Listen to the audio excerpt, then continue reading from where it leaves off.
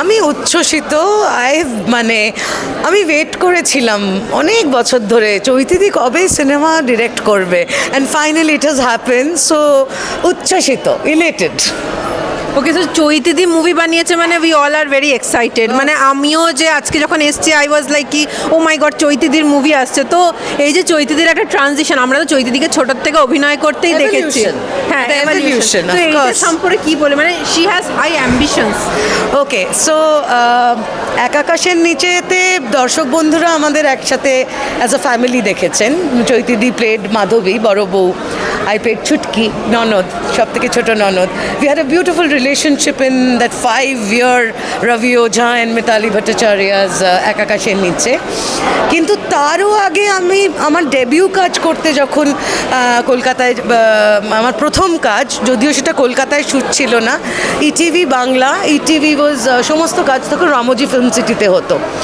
এবং আমি একদম আমার প্রথম জগন্নাথ গুহর বনলতা বোর্ডিং, অ্যান্ড চৈতিদি is playing a pivotal role দেয়।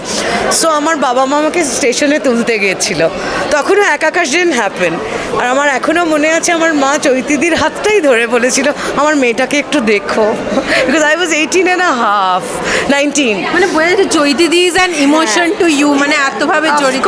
আবেগ তো বটেই, এবং এদের সান্নিধ্যে, মানে এই দাদা দিদিদের সান্নিধ্যে, তখন তারা থিয়েটার থেকে অনেক বছর থিয়েটার করার পরে, গ্রুপ থিয়েটার করার পরে অনেক কিছু সংগ্রহ করে এক আকাশে তারা পাঠ করতে এসছে। এবং তখন আমরা নতুন, এবং প্রচুর ভুল ভ্রান্তি তো হবেই নতুনদের, এবং যেভাবে সামলে শিখিয়েছে, অভিনয়ের পরতে পরতে আমি এদের কাছে শিখেছি। তো চৈতিদি ওই ইমোশনটা তো বটেই, এবং we also have to acknowledge and understand her theatre and cinema lineage. Tripti Mitra, Shaoli মিত্রের কাছে তার অভিনয়ের অঙ্কটা শেখা। রবি ওঝার বন্ধু, আমি ওদের একটা অদ্ভুত বন্ধুত্ব দেখেছিলাম এক আকাশের ডিরেক্টর এবং অ্যাক্ট্রেসদের মধ্যে, এবং চৈতিদি তার মধ্যে একটা মানে সেন্ট্রয়েড আমি বলবো। এবং এই যে লিনিয়েজ, এবং এটা তো একটা ইনেট জায়গা যে শ্রী শ্যামল ঘোষালের বাবাকেও পেয়েছেন। শ্রী শ্যামল ঘোষাল ইজ অ্যান ইনস্টিটিউশন।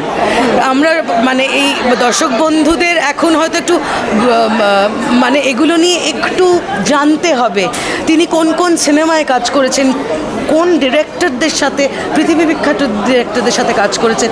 তো আমার মনে হয় চৈতিদি is carrying all of that in the journey. তুমি যেটা বলছিলে, সেই যাত্রার মধ্যে চৈতিদির যে পরতে পরতে যে শেখা, যে পারসিভিয়ারেন্স, সেটাই আজকে প্রতিফলিত হতে চলেছে নেভার মাইন্ডে।